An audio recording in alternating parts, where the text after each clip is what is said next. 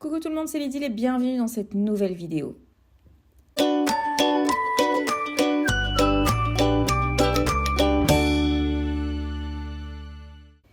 Aujourd'hui, je vous propose de réaliser un petit carnet avec tous ces produits Saga Post Scrap que j'ai eu ces derniers temps et que je n'ai pas eu le temps encore de utiliser. Et voilà, j'avais envie de sortir un petit peu tout ça, les utiliser et donc du coup, je vous montre ce que ça donne.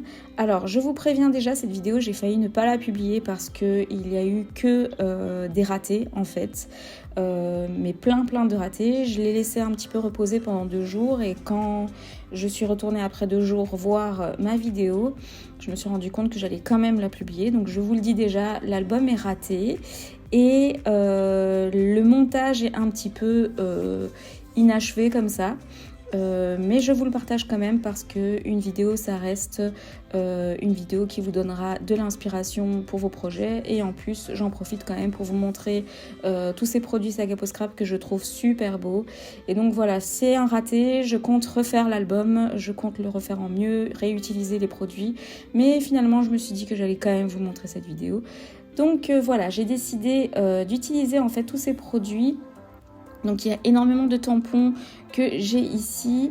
Alors il y a des tampons inspirés un petit peu de ferme, un petit peu champêtre. Et alors cette collection de papier qui s'appelle Campagne. Et donc du coup je vais l'utiliser. Je ne vais pas utiliser tous les papiers. Alors la première chose que je fais, c'est de tamponner tout ça. Alors c'est le truc que je déteste le plus, vous savez que je déteste détourer et donc du coup j'ai dû ressortir ma PixScan. Entre temps j'ai un nouvel iPhone donc j'ai dû refaire toute la mise à jour de ma PixScan et j'en profite pour vous dire que j'ai déjà fait une vidéo où je vous explique en long et en large comment utiliser la PixScan quand on a une silhouette caméo ou une autre machine silhouette. Je vous explique tout en détail, comment ça fonctionne, etc.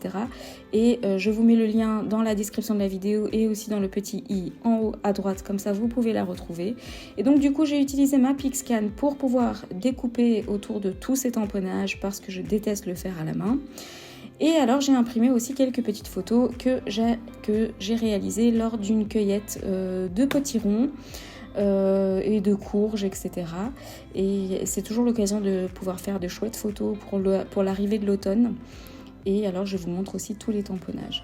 Donc j'avais envie de faire un petit carnet. Alors j'avais pas beaucoup le temps cette semaine. Voilà, le mois de septembre pour les enseignants c'est extrêmement chargé. Pour moi en l'occurrence c'est encore plus chargé parce qu'il y a de gros projets qui sont lancés dans mon école. Et donc du coup j'avais quand même envie de réaliser un petit carnet. Et donc je vous mets les mesures sur l'écran pour que ce soit plus clair pour vous. Ça allait être un petit carnet qui allait s'ouvrir avec quelques petits feuillets à l'intérieur.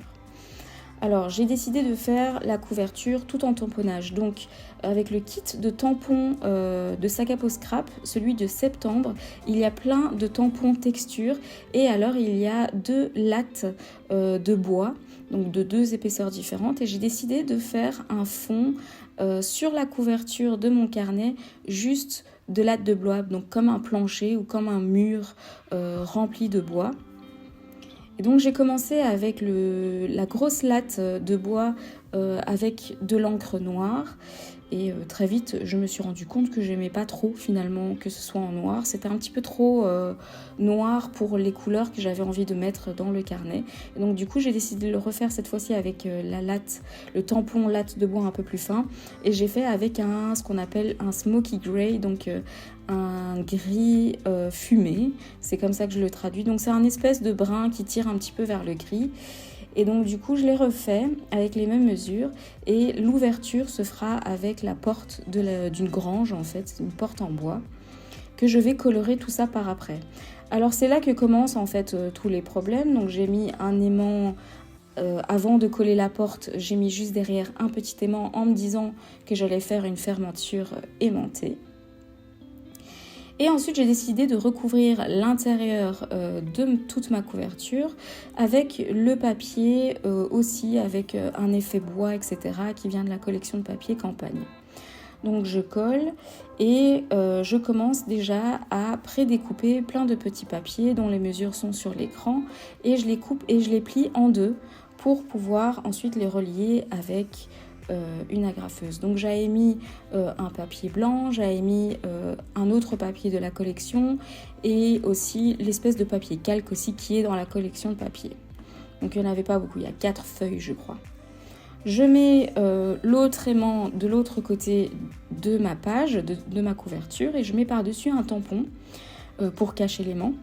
Donc je m'étais dit que j'avais super bien anticipé le bazar et évidemment je me suis très vite rendu compte que l'aimant n'aimantait rien du tout. Donc du coup mon carnet ne se fermait pas. À ce moment-là ça se fermait un petit peu, mais ça c'était avant de mettre les photos. Ensuite, je pensais avoir tout filmé tranquillement et quand j'ai commencé le montage, je me suis rendu compte que toute la partie où je fais la reliure n'existe pas. En fait, je n'ai jamais filmé. Et donc du coup, c'était une reliure agrafée. Donc c'est quelque chose que j'ai déjà fait plusieurs fois sur ma chaîne. Donc si vous suivez mes vidéos, vous savez de quoi je parle. Donc j'ai simplement plié tous mes papiers que j'ai placé au centre de ma pliure de ma couverture. J'ai mis une gomme derrière toutes les pliures et j'ai ouvert une agrafeuse classique et j'ai agrafé dans la gomme à travers tous les papiers au niveau de la pliure, donc vraiment au niveau du centre, et j'ai fermé les agrafes à la main.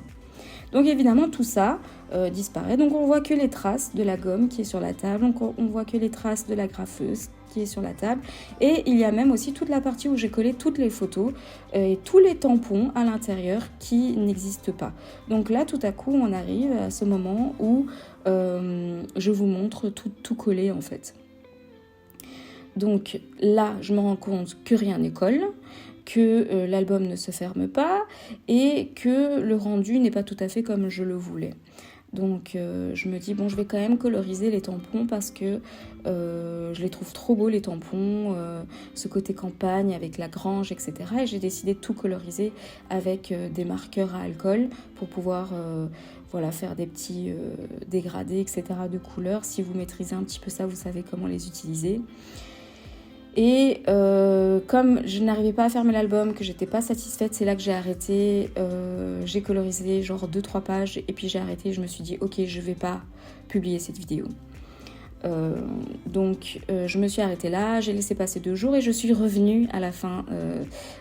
Donc je suis revenue à mon carnet et j'ai décidé de quand même le filmer en essayant de trouver un subterfuge pour pouvoir le fermer. Donc j'ai déplacé l'aimant en fait. Donc au lieu de fermer totalement le carnet, on se retrouve avec une forme triangulaire qui se tient debout. Donc je me suis dit tiens, c'est pas trop mal, ça peut être une idée. Donc j'ai décidé de filmer tout ça, donc je vous montre ce que ça donne. J'ai pas mis tant de titres que ça parce que pour moi c'était un raté. Mais voilà, je vous le montre quand même parce que je me dis que cette manière de procéder avec l'album qui se ferme de cette manière-là, avec la porte sur le côté, ça peut être une idée à garder pour un autre projet. Les tampons colorisés, je vous les montre pour vous montrer ce que ça peut donner. C'est pas plus mal. Donc en fait ce que j'ai fait aussi, que vous pouvez garder l'idée pour un projet ou quoi, c'est que j'ai colorisé les tampons en m'inspirant des couleurs des photos qui étaient en face.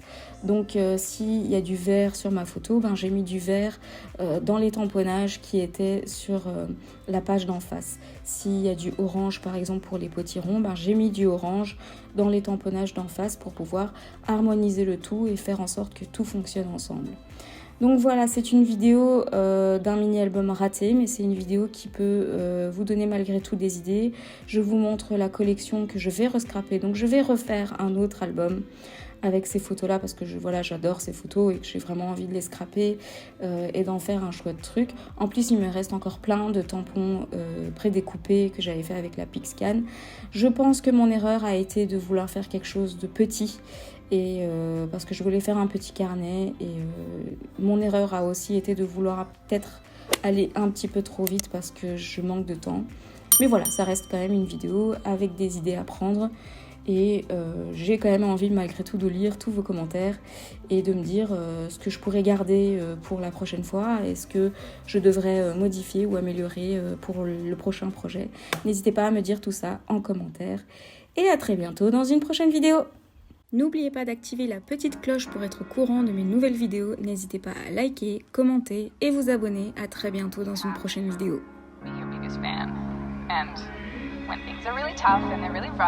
And nothing's working, but there's something inside of you that says, I just have to follow that, because you don't